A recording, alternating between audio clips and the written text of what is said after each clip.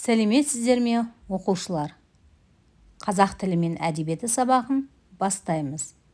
Жаңа сабақтың тақырыбы Оралхан Бөкей апамның астауы шығармасынан үзінді. Үшінші тапсырма.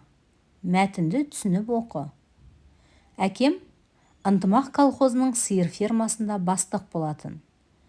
Ауылдан 10 шақырым қара жер деп аталатын фермада тұрады. Шешем сиыр сауады.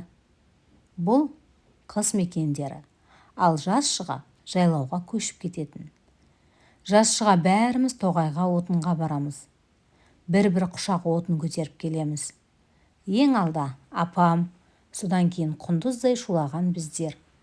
Күліп ойнап келе жатар едік. Ол шақта қыстық шөпті де жаздай арқалап тасып, қораны маяға толтырып қоятынбыз. Қысқа соғыммен ұн ғана әке-шешеміздің мойнында. Огород, шұрқыраған қас-тауық, 2 сиыр мен ұсақ малымыз бар. Апамның теректен ойып жасаған келісі мен ескі астауы бар еді. Шынымды айтсам, бізді асыраған осы келі мен астау.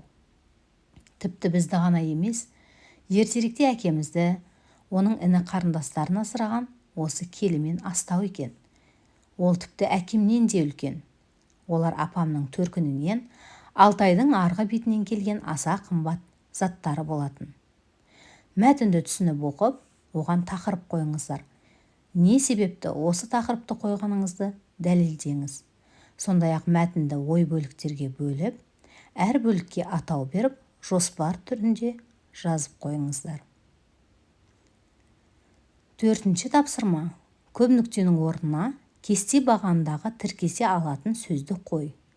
Мысалы, 1-ші бағанда гүл, құм, киім, орындық, отын сөздерінің ішінен бір құшақ сөз тіркесімен отын сөзі тіркеседі.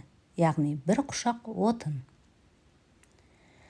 Оқу тапсырмасы Фариза Оңғарсынованың оюлар өлеңі. Түрін-ай, текеметтің, асыл қандай, үңілдім үнсіз ғана басымды алмай, келе ғой, қошақаным, өзіме деп, әжем кеп сипағандай шашымнан жай. Күйімді кешсеңдер-ау сол беттегі, тұрғандай ана көңілі тербеп мені. Жан бітіп жайраңдады жан жағымнан, қазақтың қошқар мүйіз өрнектері. Фариза Оңғарсынованың оюлар өлеңін жаттап алыңыздар. Осымен сабақ аяқталды. Сау болыңыздар.